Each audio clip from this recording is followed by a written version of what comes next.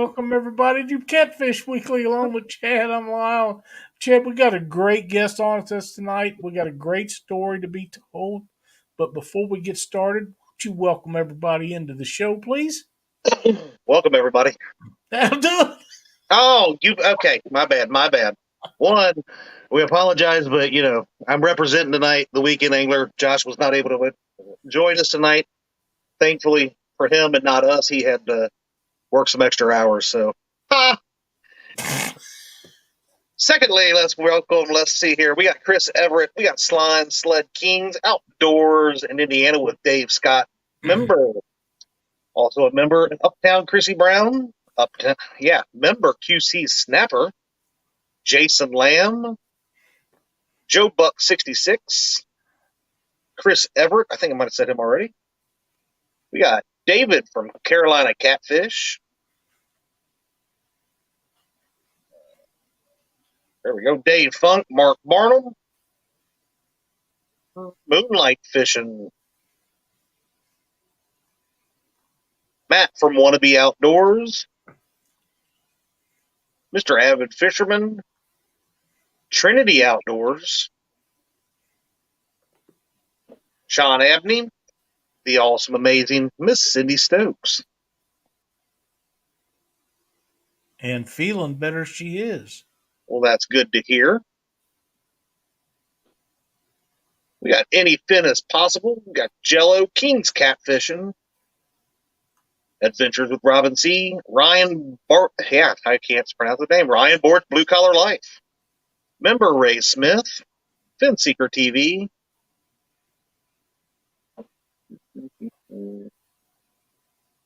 We got member Don R's in the house. We got Crappie Day Fish on, my beautiful, also amazing member of a wife. D. Get hooked on deep fishing. Sorry, I just got a message from one of your other sons. All right, we just got a new member, Adventures with Robin C. Thank you so much. Absolutely, thank you. We got Annette's Catfishing. Wade McNeely. Mr. Maurice Cason, Kentucky Redneck Outdoors.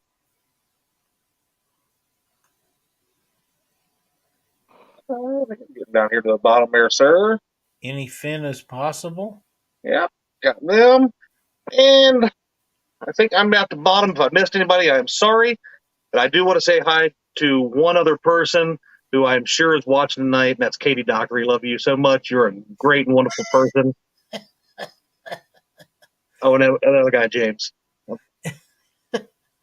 Have a good evening, everybody. Trinity Outdoors. And before we get started, too, I wanted to everybody, Mark will not be live tonight. Just keep him and his wife in prayers. She's having a few medical issues, but doing all right, getting better. So if you're friends with him on Facebook, you've already seen that, but just a reminder to think about them right now. So, okay, Goober Time Guide Service and Buck Williams just made it in. There was another one that just was Slime Sled Kings. Yeah, I've seen that. That's a new one for me. A new one. Welcome. Ronnie Poland. What's that, Jesse? Ronnie Poland. Is that who that is? Local guy down here in South Carolina. We are super happy to have him in chat tonight. That's a great title. But yeah, please keep Mark and Sheila in your thoughts and prayers. She's in the hospital and they're taking good care of things. So, but I think Mark's having full days. Let's put it that way. So. But on with the show. Jesse, welcome to Catfish Weekly again. I'm glad to be here, gentlemen. Glad to be here again. We have a little story to tell tonight, don't we? Oh, yeah. A little one. For the ones that haven't seen the thumbnail, you can see part of it in the background there. Jesse has caught a huge fish. And you want to give us a little rundown about that? Yeah. So I was fortunate enough to start my January out for 2023 pretty big. I got out on a boat for the first time, probably 2 years, starting January, with King's Guide Service up in North Carolina on Lake Kerr.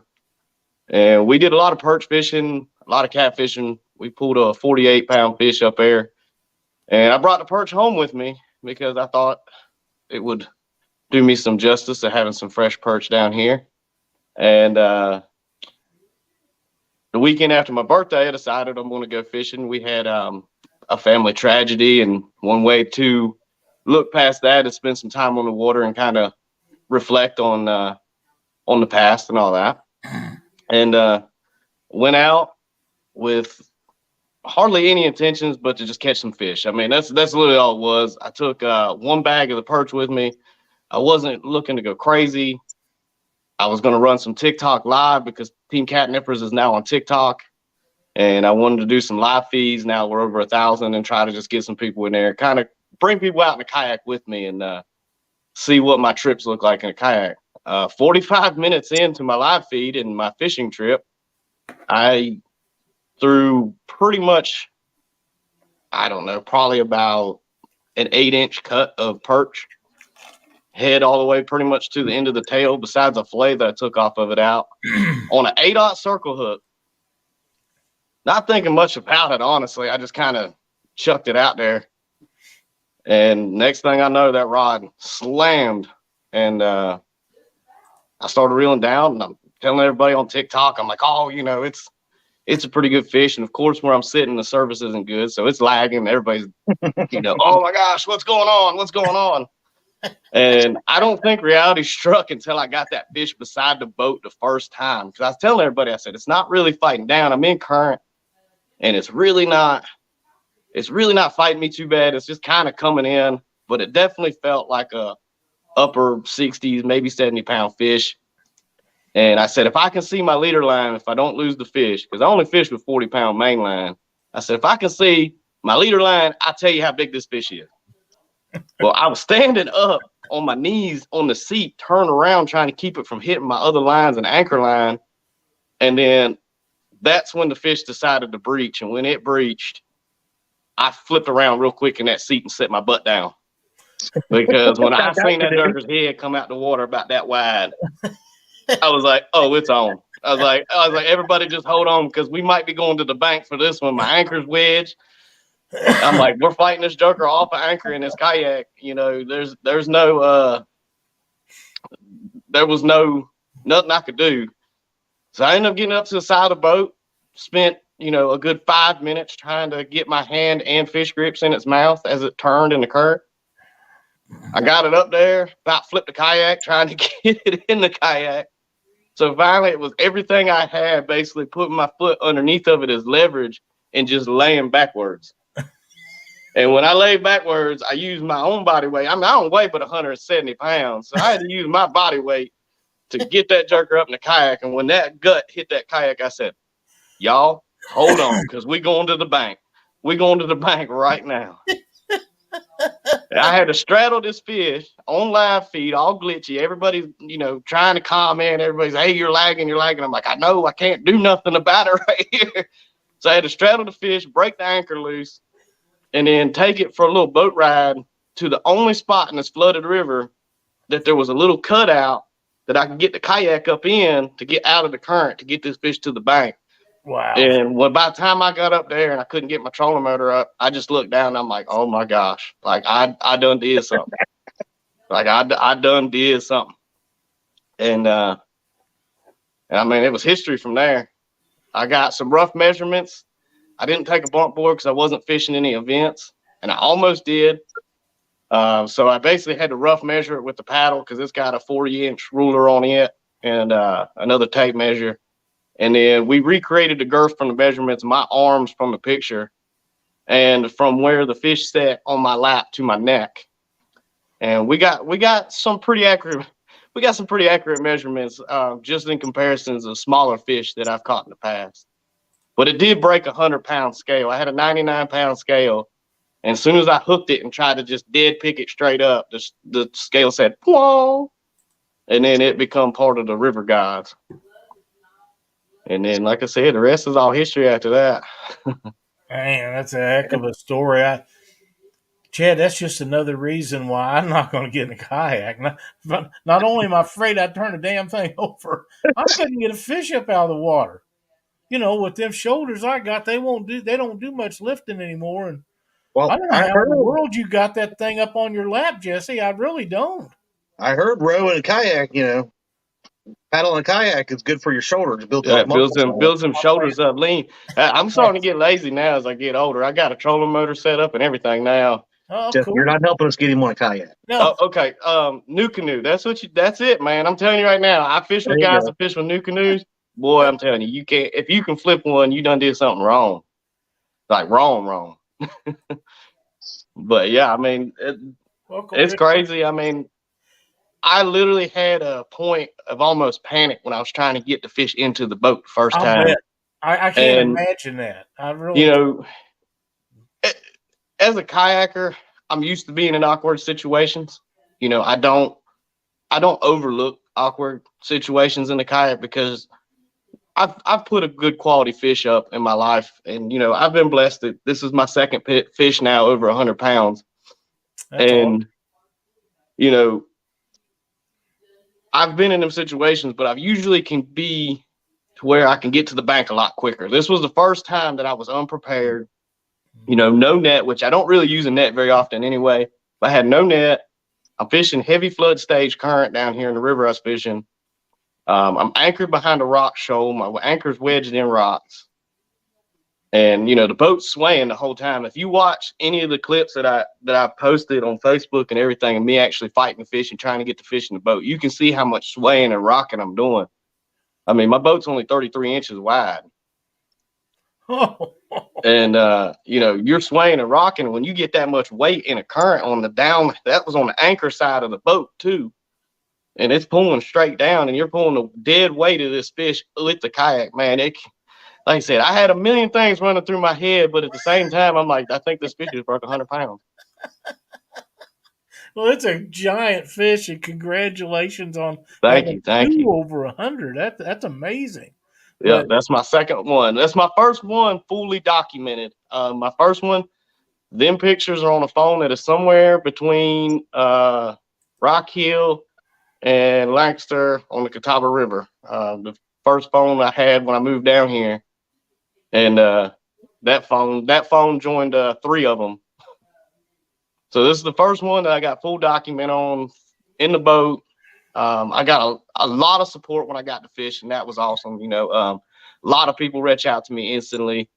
A lot of congratulations, and I think that's what it's about in the sport in general. A lot of boat anglers reach out, you're like, "Oh my gosh, dude, I can't believe you landed in a kayak."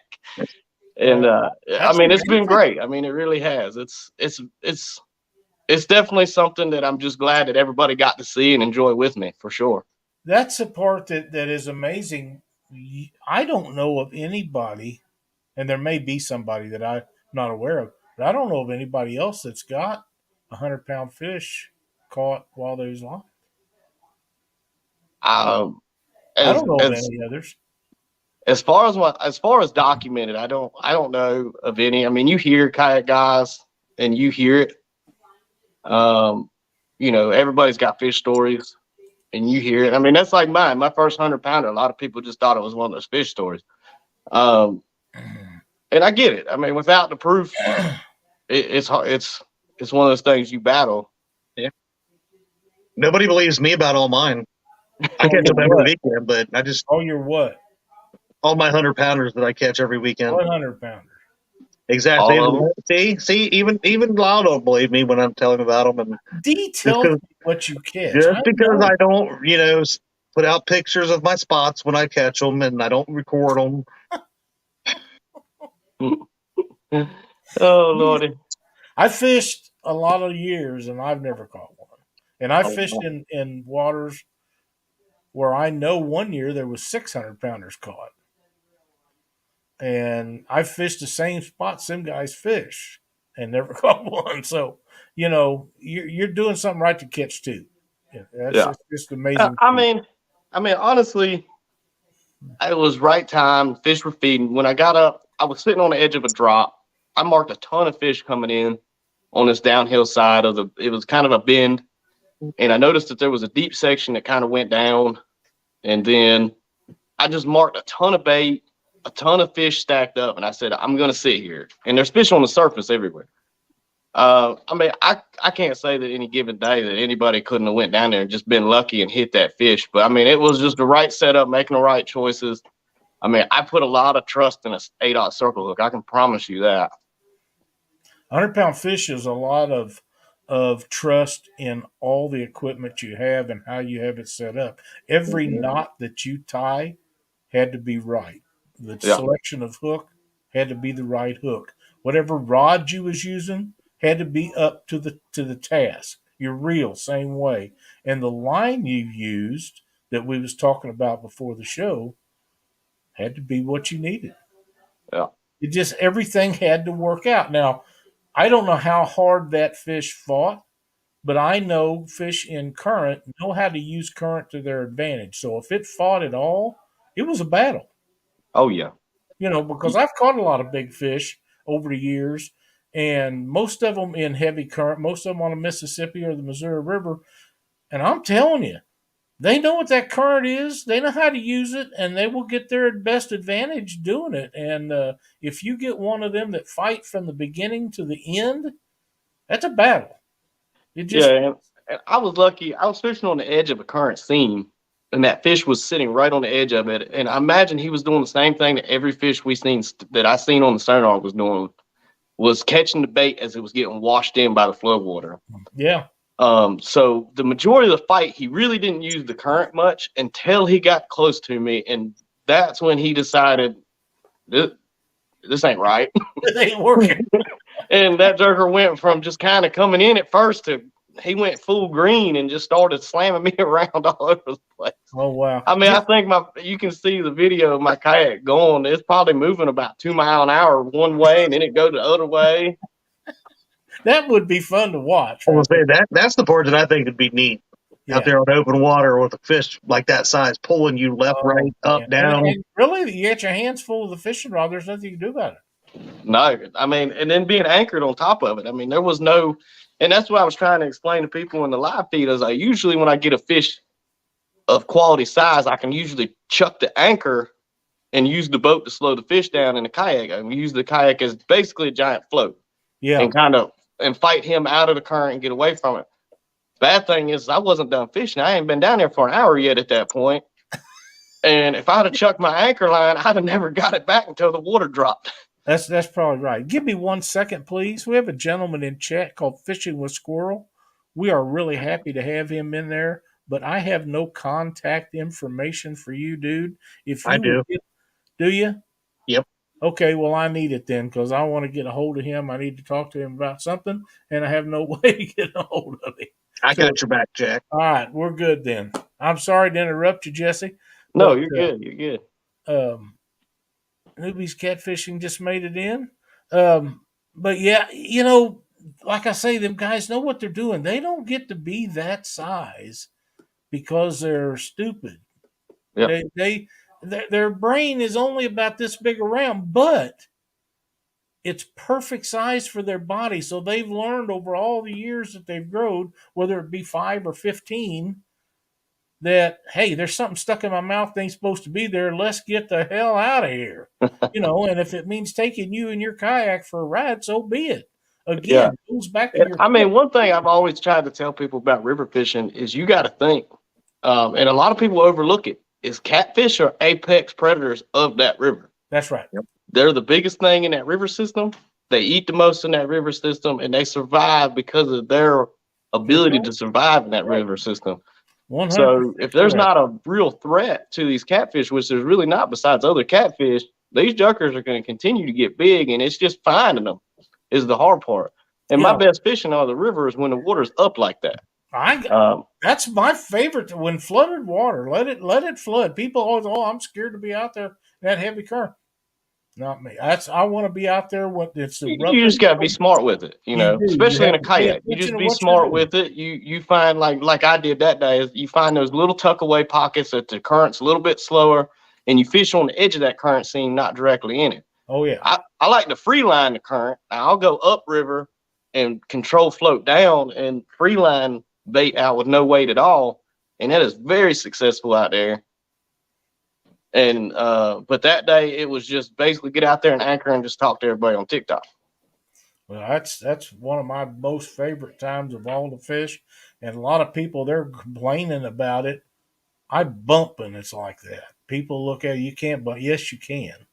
There's a way to do it and a way to do it correctly, and your success rate will go way up on bumping if you do it the right way. And a lot of people don't know how to do it, and this is not a show to be telling everybody how to do it, but we might have to do one on there. But it's sort of like you was talking. There is a current seam, and you have to work that seam, and you have to do it correctly.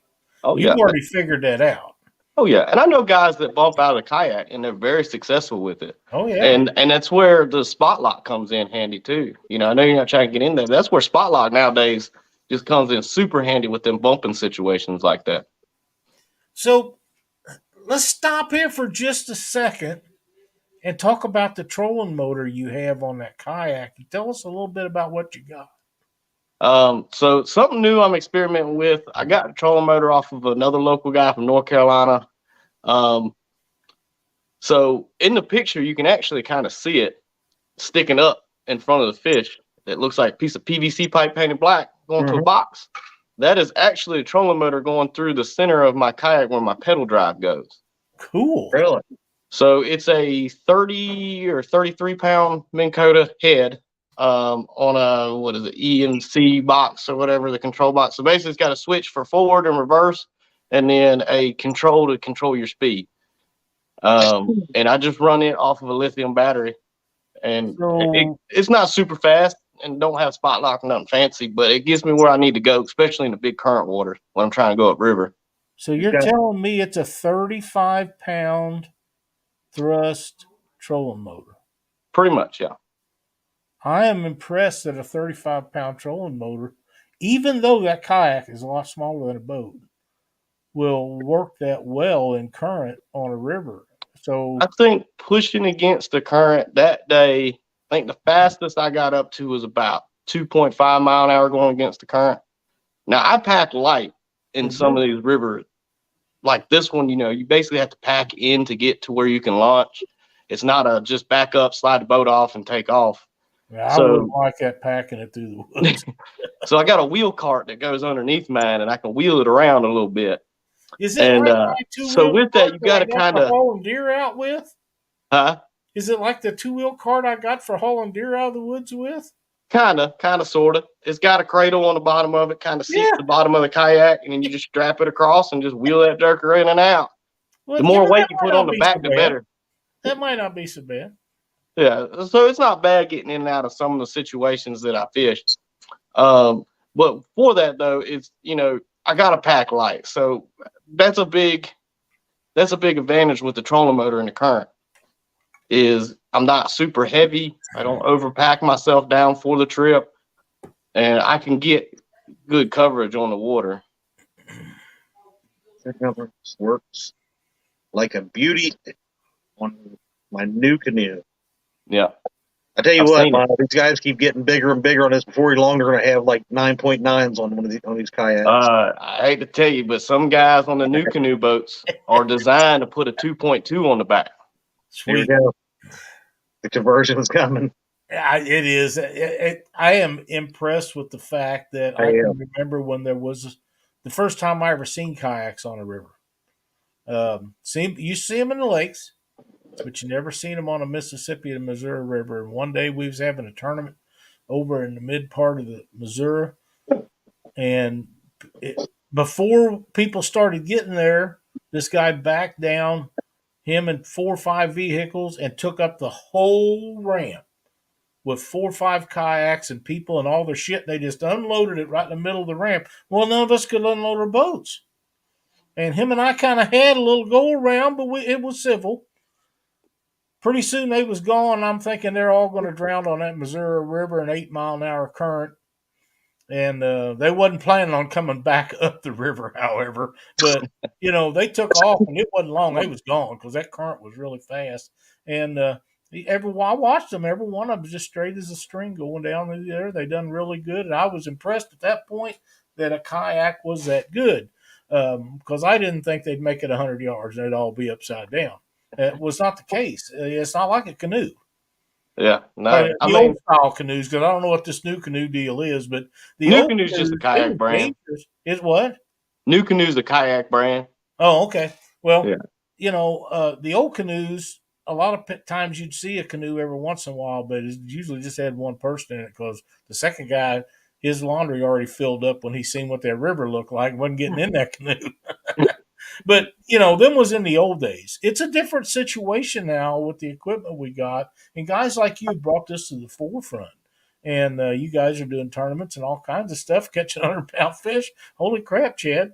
What are we missing? The love for a canoe, I guess. Yeah, nothing. That canoe.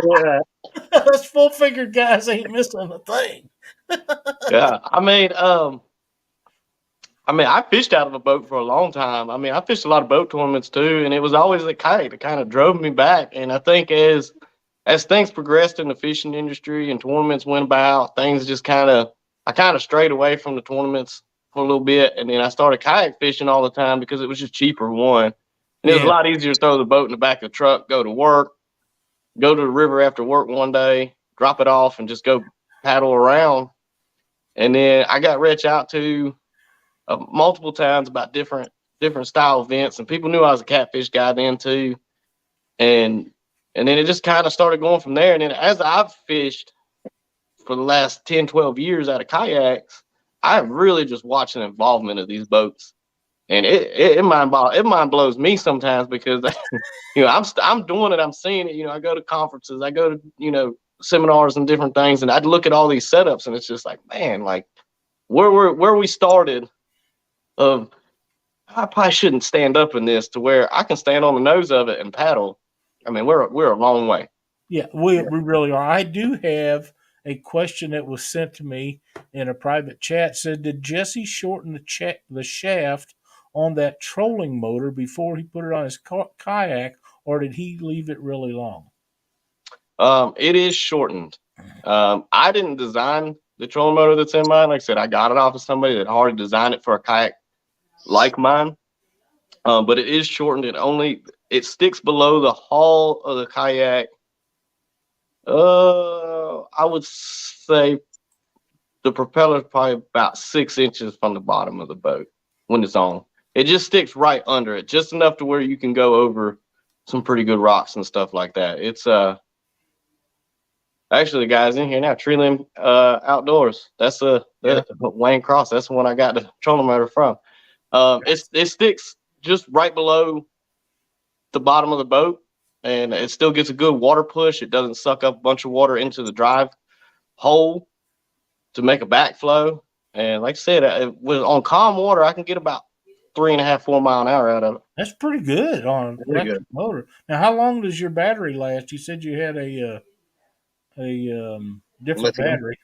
Yeah, I'm running lithium battery right now. I got a 30 amp hour battery.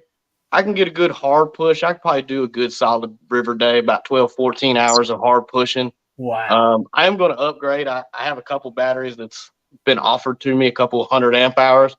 So I think with them, I should be able to run at least a day or two, or run wide open for a good 4 or 5 hours before I drain it. That's awesome. I know a lot of guys that run them, and they can go up against dams and put the spot lock on and just sit there half a day.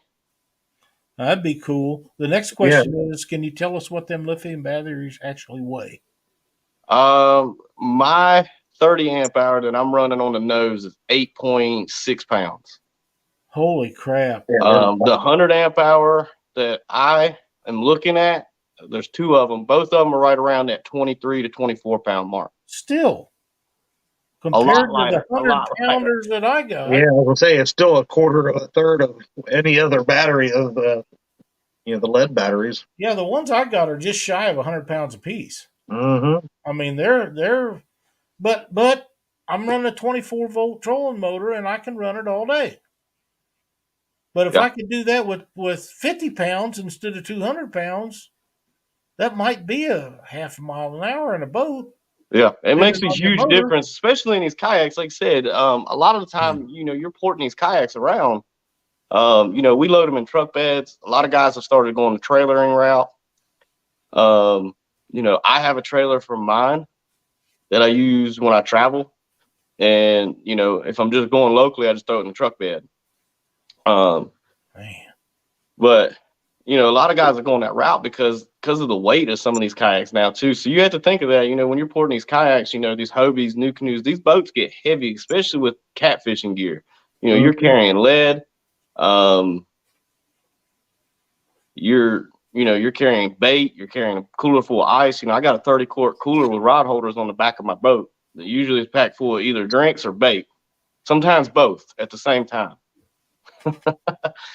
But then, I got all my tackle stored. Some of it's under the seat, some of it's in the nose, then my batteries, so you got to kind of watch your weight a little bit. You don't want to overdo it and get yourself into a situation. An overloaded kayak is going to sink you faster than just saying, I don't need this extra bag. Yeah, I'm sure you're probably right. Kayak Chris says a 100 amp hour battery will run 12 to 15 miles with 300 pounds of kayak gear and people. Yeah, that's about right pretty from good. everybody I've heard. I guess it good. depends on what trolling motor you're running too. If you're running a 55-pound thrust, you're putting out about 50 amps. So the harder you run it wide open, the more amps it's going to draw from that battery. And one good thing about lithiums is they have a safety mode, so they will cut off instead of draining completely down. JG Hill Studio says hard to justify an $800 battery. It really is hard to. And when you're running 2 or 3, that makes it even harder. So here's what I've found is when you're spending, $800 to $1,000 for a 100 amp hour battery, you're buying the name of that company and you're buying the warranty that they offer. I have actually found a company that makes solar panel batteries. It's called EcoWorthy. And that's what I'm running for my 30 amp hour. And they are literally probably, I don't know, 100 amp hour battery runs you $320. Well, that's really a lot better. Yeah.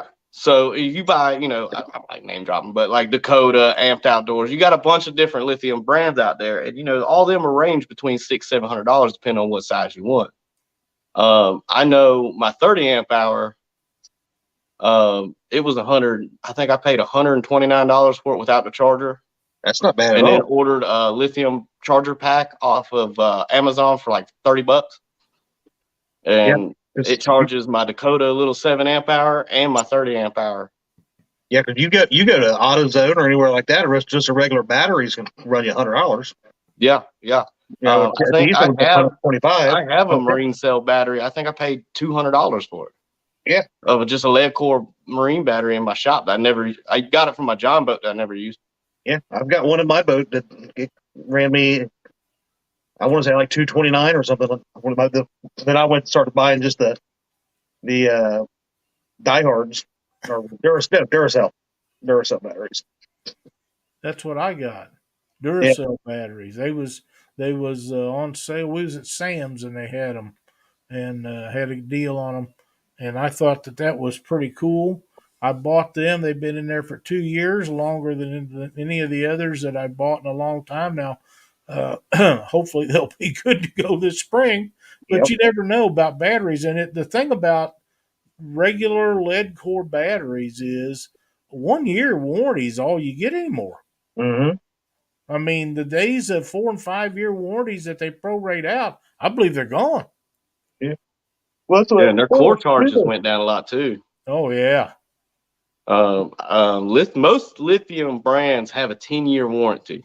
That's what I was going to say. I thought it was about 10-year, but yeah, most lithium manufacturers, especially the big name brands, they run a 10-year warranty, and as long as you don't do anything to trash that battery, they stand by it very well.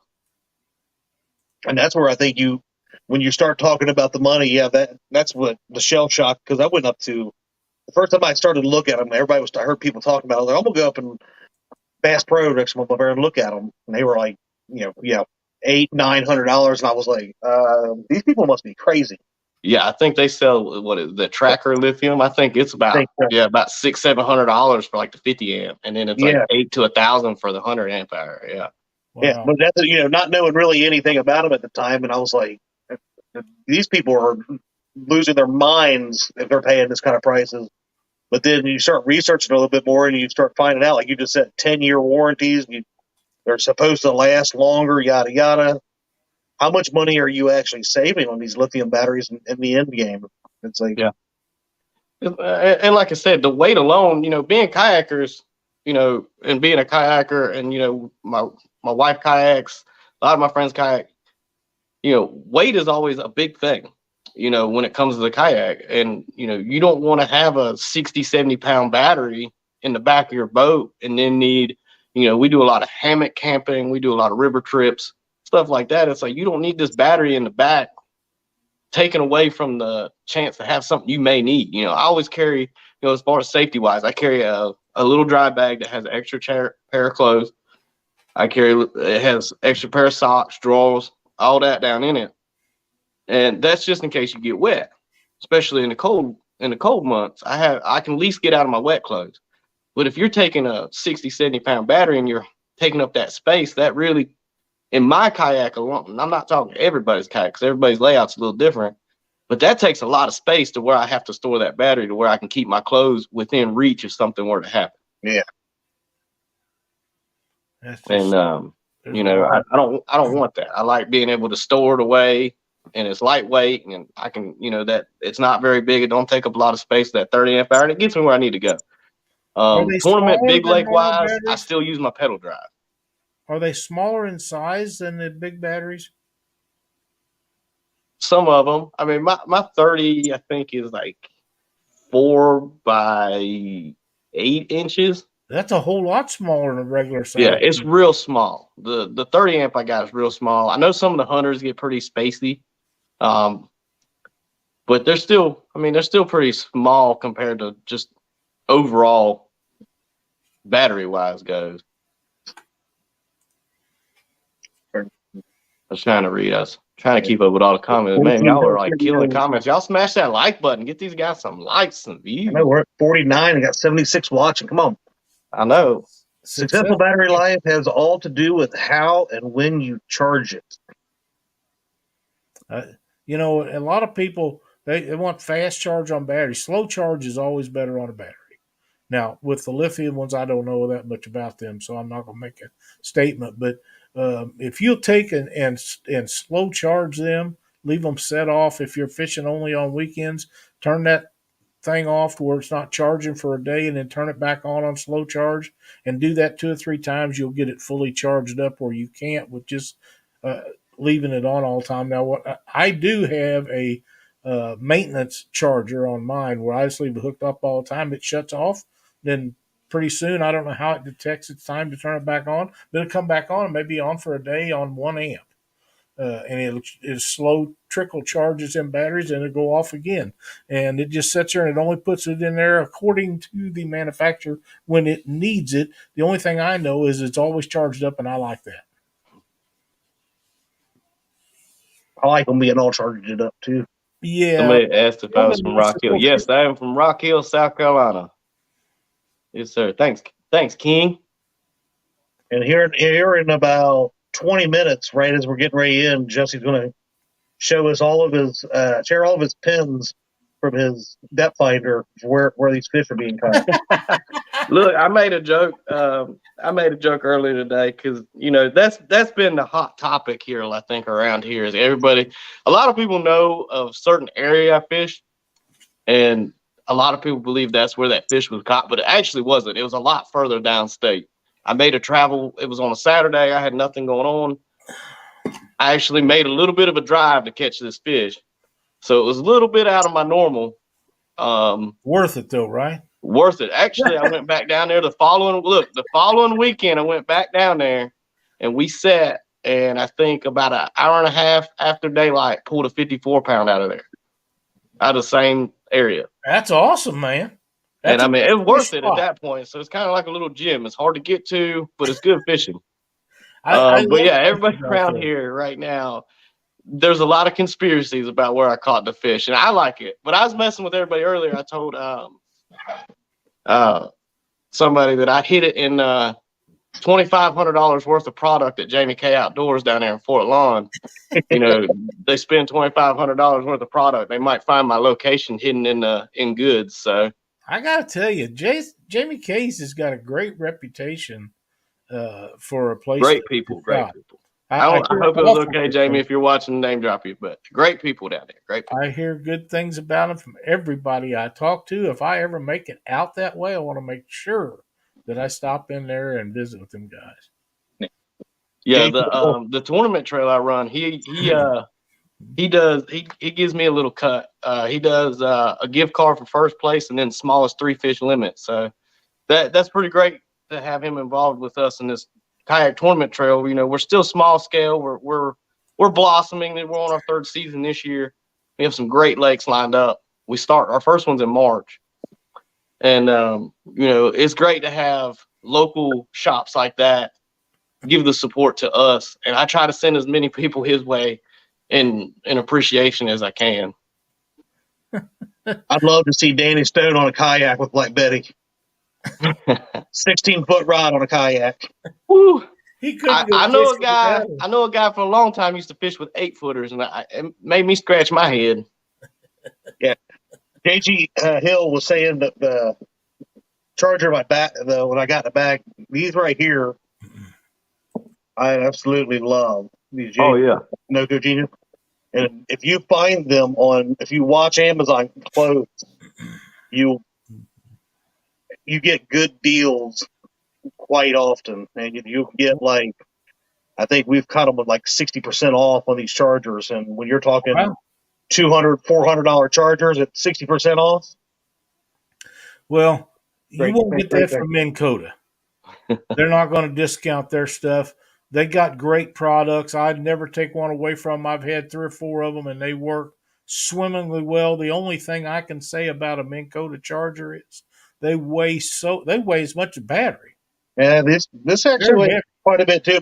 And we found these on sale on Amazon a while back for that new boat, that big boat, so I can have chargers on the boat.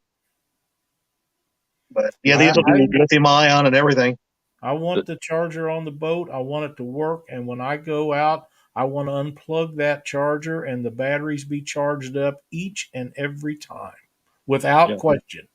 Oh, for sure. That nothing worse than pulling up to a boat ramp with a dead battery. I remember that running a boat all the time. That was always my fluke. Every time I forgot to charge it one time, it seemed like it was dead. What rods are we running out of the kayak? I am currently running. I fish for B&M. I think I'm like one of like 2 of their kayak anglers. There's one other guy that fishes with them that does kayak fishing. But I actually fish for B&M, and I am running the Silvercat Elites, the red and silver medium heavies, and that's what the fish with the 110-pound or 109-pound fish was caught on. Was a 7.6 medium heavy. There are some shorter options that companies offer out there. I actually used to fish for a company in the past that offered a 6-foot rod, and it was a big change going back to 7.6, but I like having a little bit of leverage. I wish it was a little bit shorter for the kayak, just because I got short arms and trying to reach for a fish and hold the rod up at the same time. It's like a circus. But the backbone on the B&M rods is just phenomenal. I run the Silvercat Elites and the Silvercat Magnums, and I'm familiar with them. The Magnums are when I'm running planer boards, that's my go-to. But yeah, I'm running the B&M rods. I seen that question pop up. Cool. They've been in the business a long time. Yeah, I was really blessed to get the opportunity to come out with them. Definitely something new, and I really like it. I really enjoy their products. There you go. That's all it takes, and you know they got good stuff. I mean, they just do. Yeah, but have you used them used to use them every once in a while when I'd go out with my buddy Mark. That's what he runs. Is the Silver Cats, the Elites. Yeah, I really like that tip on the medium heavies. I like a good medium heavy rod. I see a lot of guys use extra heavies and medium heavies, or like heavy rods. I like a good medium heavy rod, man. I use that more than anything. I like the medium heavies until recently. I started the ones I've been using right now are medium heavy, but I like the mediums as well, depending on the rod. Yeah. But Dale Haysom says, "Do you leave them plugged up at all times when you're not using the boat?" I mean, like me, I will. Mine actually plugs in, to an extension cord, and they have light indicators on each battery, and it's when they get charged, you pull them off. I don't want to just let them sit there for days on end or with these kind of chargers. But yeah, that's how it is with lithium batteries too. You just let them charge until they're charged, and then you pull them off. You don't want to let them sit too long because it'll sometimes it'll kick that safety mode. Chad, what? I'm getting messages about you. You know what? Whoever it is can kiss my rear hiney. Your shiny hiney? Yeah, they can kiss my shiny hiney. One of them says, "Take a screenshot." That's the only time you'll ever hear Chad and Genius in the same sentence. You know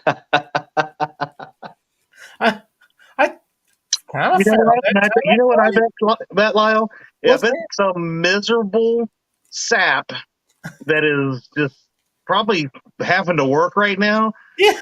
That took one of my genius ideas and took it as their own, is also doing online tournaments now. If I had to guess, I got another one from a guy that says your co-host is a dick.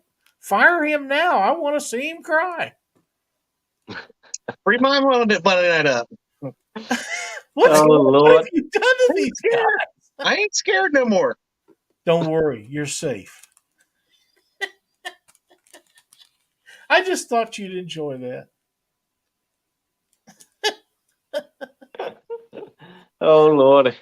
Joe Buck 66 says, "I may have missed it, but what is Jesse's YouTube channel name?" I don't know if Team Catnippers is still on YouTube.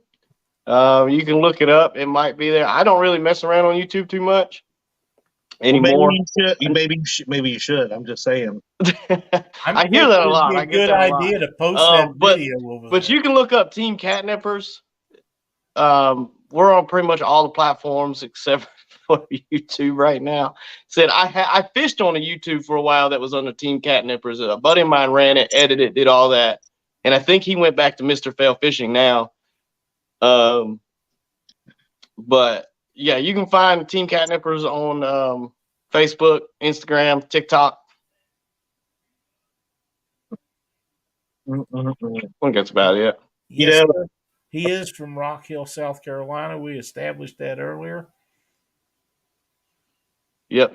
Rock Hill, South Carolina. I live on the edge of it. I don't live in it. We'll put it that way. But it's close enough. At least I don't have to tell everybody Charlotte. So when you go fishing, how close is the nearest water to you? That you're interested in fishing. 25 minutes. 25. See, that's not too bad. About 25. I can get to a part of the Catawba River that runs through between Lake Wiley and Lake Watery down here, and I can get to it in about 25 minutes. And I can fish 2 boat ramps on Lake Wiley that are about the same, 20-25 minutes, and go fish big water if I want to go hit the main lake. You got great water around you, all around you. Yeah. I'll be down there about 2 hours from Santee. I got Santee that's in there, Congaree down there I can go hit. A lot of good lakes around me. I'm about 4 hours from Kerr and Gaston. That's that would be doable for me. It might not be every day, but it would be there's some great fish on those, and I'd be willing to take off and drive 4 hours to fish them. That's my first trip of the year. That's where I was up on Lake Kerr with King's Guide Service. Yeah, King's Catfish Guide Service. Yep, he's a good friend of mine, and we just went up to try to find some fish and check out some new spots for some customers that were coming in for Alaska. So I went up there and met him, and we had a great weekend. And it's the first time I've been on a storm cat, which was pretty cool, in an enclosure, so I wasn't freezing to death like I normally do. His and watched a guy bite the head off of his shed in that boat with him one day. Oh, nearly got sick myself. When they showed the picture and the gill piece was stuck in the guy's tooth, that was too much, man. Too much. I thought it was funny, but I gagged too. Yeah. Yeah.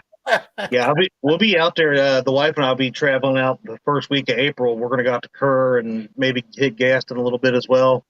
And then we'll be down there at Wiley for a few days at the end of that week. So it'll be a fun trip. I think this became kind of our spring trip to kick off the year for most of it. Yeah, Wiley's really good in April, and so is Kerr and Gaston. Our second trail event of the season for the Carolina Kayak Catfish Slayers, we're going to Gaston at the end of April. We'll be up there. Our first one's on Tillery in North Carolina. Then we go to Gaston, then bring it home for Watery, and then Wiley. And like I said, we got 8 events total for the trail series I run here. And you've been really successful with that. Yeah, it's growing. It's really growing. We have a lot of great anglers come out. We try to keep that family environment where everybody kind of meets up, camps. It turns into more of just a tournament trail, as you know, as much as it is a kind of meet and greet guys that you normally might fish against but never really meet. You know, most of the kayaking stuff for the last few years has been online. You know, we kept it online, and you fish guys from all over the place, and you don't really get the opportunity very often to meet a few of them unless you fish big trail series, and then you get lucky and you meet a couple guys. But doing it the way we're doing it here is we cover from North Carolina to South Carolina, 8 lakes, kind of split between the two, and you get a chance to come out and meet everybody, hear the stories, see different ways that guys set up kayaks. And we do meet and greets as well too, for people that might not be 100% committed to the kayak trail, but want to come and see what it's about. That's me, not 100% committed. But it's always interesting for people that might been like man, I've always wondered what a catfish kayaking setup looks like. You know, and then you can come out, and we're sitting there lined up at weigh-ins. You got guys with boats on trailers with all their rigs hanging off. Yeah, you can come out there. We've had people that don't even fish a tournament come out and just check us out and watch the weigh-ins, because we do the weigh-ins just like boats, except for we don't bring the fish back.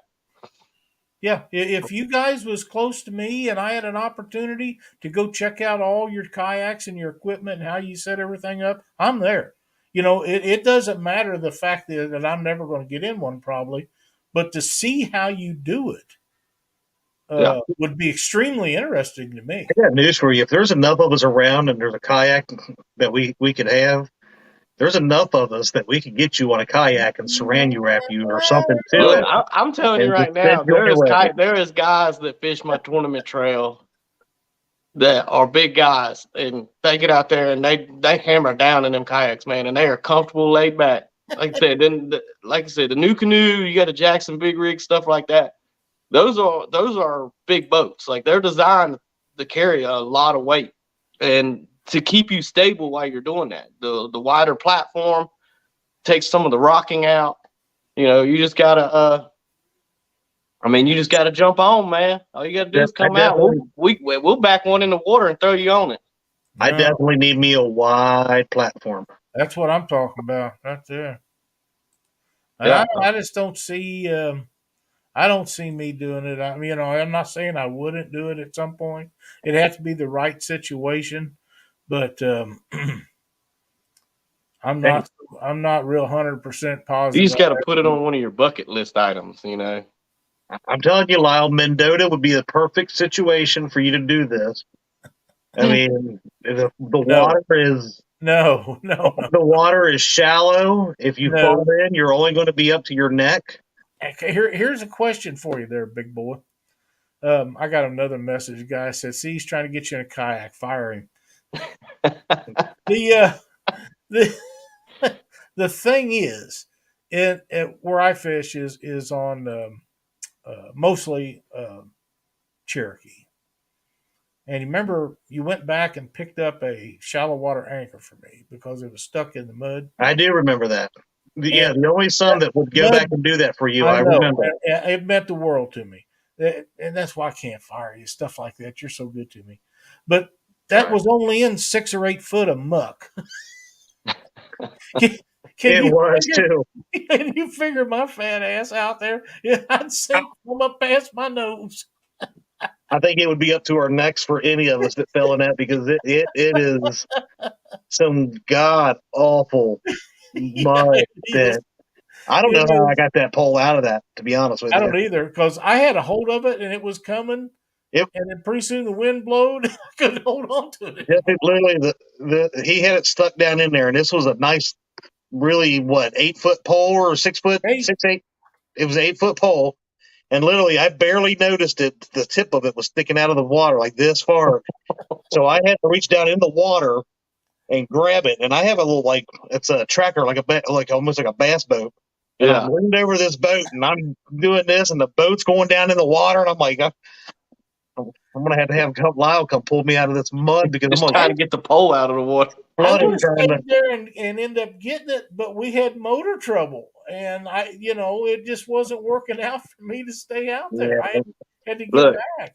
I'll tell you, I've been in a situation like that. So we was on a river adventure. We do these summer river adventures, and a lot of the rivers around here, you can drop off and pick up in different areas. You do yeah. different stretches from about 4 to up to 11 miles, depending on what you want to do. So we found this little island that had a rope swing. And I had the genius idea that rope swing was totally safe. Somebody had confidence to put it up there. And the only deep spot around this island, yeah, that was the worst mistake I have ever made jumping in the water in my life. When I swung out and let go, I looked down and I was like, this was bad. I sunk to my waist in methane mud. And when I come up out of there, it smelled that whole area up. I guarantee in about a 200 football field range. It smells so bad. I'll bet. And I had to wear the same shorts the rest of the trip. And no matter what I did in the water, I could not get that smell to come off. Like I would sit there, I sat in the water for probably an hour. I'm like, if I just sit down and just soak in the sun for a little bit, it'll come out. Yeah, no, I got sunburnt, but the smell didn't come out. I'm thinking it baked in. Baked it in. Like I threw them jokers off at the boat ramp. They stayed. They were somebody else's problem. Yeah, that'd be tough. That would be tough. Well, if anybody has any questions for Jesse, now is the time to get them out there. As I know, surely someone has a question. I love that name, anger management. Yeah, I know somebody that needs some freaking anger management. Did we get touch based earlier when we were talking about obviously the headline of tonight's this teeny tiny fish that you caught, but yeah, that little tiny fish, that minnow. Yeah. Well, I know you touched base on the scale breaking, and it became part of the fish gods. Yeah. But what did it top out of before it broke? So it's a 99-pound scale, and it read 99.8 and then error and then snap. And that was everything I had to already get that fish up with no help to that point. And I hadn't even had the tail fully off of the ground yet either, because I'm not that big of a guy. So trying to get that fish up and scale it and look at it at the same time. When that joker broke, that fish went this way, I went that way, and then I stood up and the scale went that way. But now I have a scale, 150-pound scale with double handles on it.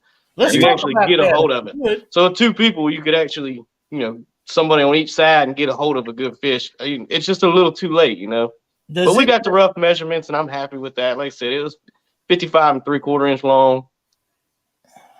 And like I said, the girth-wise, we ranged in trying to recreate my arms around it. We got anywhere from 42 inches to 38 inches. With the girth is so big on the fish, it was really hard without getting a measurement of getting an accurate reading of that fish. Now I carry a soft tape measure that goes out 60 inches in my kayak. There you I go. actually stuffed it in there the day I come home because I knew I had one, but I didn't know where it was. So that jerker is now in my kayak. There's a 150-pound scale, and I don't leave the house without my musky bump or my bump board that I score my fish on for the kayak tournament. The scale that you're talking about, and you can mention its name or you don't have to, it doesn't matter. The one that you just got, does it have a ring at the top of it? It has a hole through the top of it for a ring. Okay. To me, that is extremely important. And here's why. If you have a sling or a net, whatever you're weighing it on, please don't hold a fish that big up by its jaw, just its jaw. That's just taking a chance on breaking that fish's jaw. You can run a rod of some type through that. Fiberglass, I have 1-inch, 4-foot fiberglass rods for my shallow water anchor, so that would be the perfect size ring for me. And then a guy can get on each side of that if he has the other guy in a boat where you don't in a kayak. It'd be so much easier to hold that thing up. Yeah, for sure. Well, my other thing is I'm thinking about trying to see if I can store a cradle up inside the kayak to where if I ever get into that situation, I can cradle a fish weight. Great idea. And then take a ratchet strap and a tree branch and cradle the fish with that way if I'm by myself. Now, if I wasn't so stubborn, I could have went another 1.5 miles to an area where I could have been met with somebody with a 150-pound scale. But I'm super stubborn in two aspects. One, at the time, I really didn't want to burn the spot because I was like, man, if I'm catching fish like this, and I caught, I think, 5 or 6 flatheads that morning too in cold water, and I'm like, man, I don't want to burn the spot. One, which is it's public water, so it's really like finding where I was actually fishing is going to be hard, but I don't really care. And two, I was worried about the fish's well-being, taking it that far after already having it out of the water, fighting it on a kayak, and then having to take it to the bank. I was really worried about the fish's well-being. I wanted to see that fish swim off more than getting a placard with my name on it. Right. I got you. I mean, that's where my reality of, I did it. I got pictures. I got proof. Even though I didn't get the GoPro quit working, I didn't get no good video of me pulling it up from that. I had the lagging video from the TikTok reel, and I just went with that. I had rough measurements. I watched that fish swim away. That was worth everything to me, honestly, is watching that fish swim away and go right back towards that area, knowing that fish was released healthy and undamaged. And potentially, if it was a state record, we're not going to say it was because I don't know. But if it was a potential state record qualifying fish, then I know that fish has a chance now to potentially get bigger for maybe somebody else. And I'd love to be there when somebody else catches it because I will probably cut a backflip just as much as they would. Well, kudos to you. I'm sure it was a state record, just so you know. Hey, the state, let's just put it this way. I have the measurements of the fish, the rough measurements. The state record's only I think 113.8 on Blue Cat in South Carolina. We topped it by about 11 pounds, according to the measurements. But like I said, without actual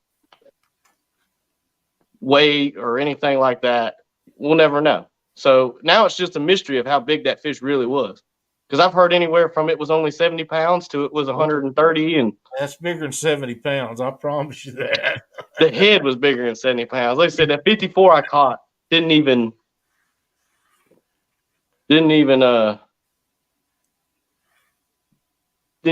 make weight compared to what that one was. I was trying to read some of the comments as I was looking. Where did the Warden name come from?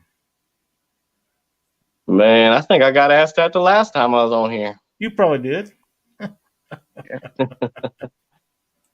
had this. Yeah, I'm not sure where these ones are coming in here, Lyle. Yeah, we're going to have to keep an eye on some of those. Yeah, there's an awful lot of weird names coming in here. So we've got some good mods that if they say anything inappropriate, just take care of it. Yeah. But yeah, I didn't. Yeah, the comment was asking where you got the name the Warden. Yeah. These must be friends of yours. Nah, I don't know anybody. Probably something fake. That's what I'm thinking. I just. But yeah, we're not gonna tolerate any of that out of line stuff. Nickname from the Warden just come from a long line of doing stuff. Doing stuff as a young man. Yeah, doing stuff as a young man. Okay, I understand. I met the game warden a few times. Really? Fishing in places that I wasn't supposed to. Fishing with boats that I didn't know was supposed to be registered. I got you. And it kind of stuck. And I thought it was funny. Meet the Warden. So I thought it was always kind of a funny thing. I have. So it stuck around, and we'll keep it as that. Yeah, we have. Cindy and I was fishing for bait one time here a year or two ago, in a public small river. Has a boat ramp for like kayaks and stuff like that. You could never launch a regular boat there. But I just backed. There's no one there. It's early in the morning. I just backed my truck down there, and we had the camera out and was shooting some video of catching these fish. And here come the game warden, and I did not know, but they made me turn off my camera. They didn't want to be on it. They have to have. I knew they had to have permission to do any kind of interviews or anything through our state. But they didn't want on camera, didn't want it running, didn't want nothing, but yet they wanted to check all my stuff, which is okay. I'm 100% good with that. I like to see the guys out doing their job. I really do. Makes me feel better about what they're doing. But I was a little put off by the fact that he wouldn't answer a couple of questions online. He said he had to have approval from his superiors. And the guy in Alabama, when he pulled in down there and checked a bunch of us, we wasn't even fishing. It was during the chick fight tournament. I got on his boat, took all kinds of video and pictures and stuff. He had the coolest boat that I'd ever seen for a conservation agent, with computers and printers and all kinds of stuff set up in that. He didn't care. He was happy to be there. We've had a great time with him. He's a super nice guy, but he wouldn't take me for riding that boat. I was a little disappointed by that. It had two 150s on it. I think it would have been a screamer. Oh, man. Let's see what we got here. The trolls have arrived. Yeah, the trolls have unleashed on our chat. So. Yeah, well, we can. Yeah, it's just a matter of time. We've been really lucky about that. We haven't had very much trouble with it, but like I say, anything out of line, let the mods take them out. We're just not gonna. As long as they're not out of line, there's really nothing you can do about it, because they could be legit. But if anything out of line, just take them out. We're not going to tolerate that at all. But thank you for your view. Yeah, that's a fact. There we go. That's a fact. The way you look at it. Well, I haven't seen any more questions for Jesse. Have you, Chad? I have not. Trying to see them in between all these jackasses that are picking up my chat. Mods are doing a great and awesome job. Thank you. Appreciate that. Oh, fishing stuff. The trolls followed me here. Thanks, Keith. Welcome to chat, Keith. It's always a pleasure to have you in here, my friend.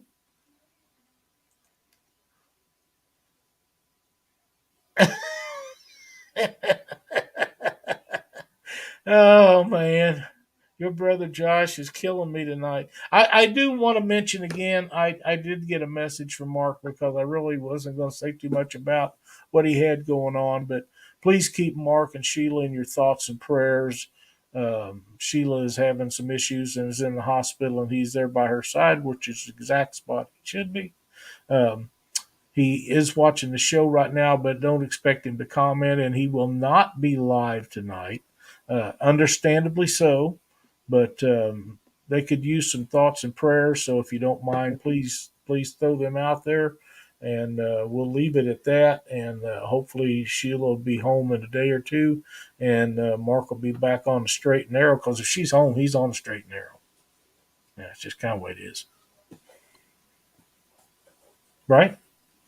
That's correct. And we also hope that Josh, the Weekend Angler, is having a great extra working all that overtime that he's getting.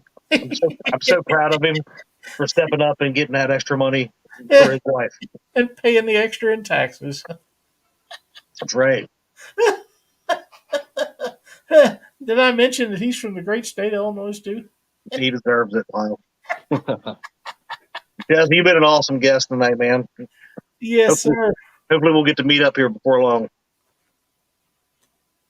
Yes, sir. I appreciate it, guys. I always appreciate coming in with y'all. Hey, buddy, it's always a pleasure to have you on here. Anytime you have anything special that you need to get the word out, all you got to do is give us a message. We'll do our best to get you in here and make something happen. It's a pleasure to have you on the show. Thank you so much for joining us tonight, Jesse. Oh, yeah, no problems. I appreciate everybody coming in and the chats and everything like that, even though the trolls come out late in the evening. Yeah, well, they got nothing else to do. Yeah, I guess it sucks to suck, but yeah. Hey, if they came in and they made a comment, they gave us a view, so we appreciate it. Maybe that's always the outlook on it, right? Yeah. He's got to have a perfect swing on it. Chad, you got anything for a closing statement tonight? I do not. Hope everybody has a good week. We'll see you Thursday night over on the bait shop, and then you got Panfish Nation right after that. So. That is correct, and then we'll be back here next Monday night, same place, same time, so everybody can jump in here and join us. And by then, Josh will be back, right? I believe so. Yes, I think so. Unless I can get a hold of his boss, and then he's going to work another 14-hour shift. Thanks. I got nothing but love. Yeah, I know. Thanks everyone for watching. We'll see you next Monday night on Catfish Weekly. Have a good week, everybody.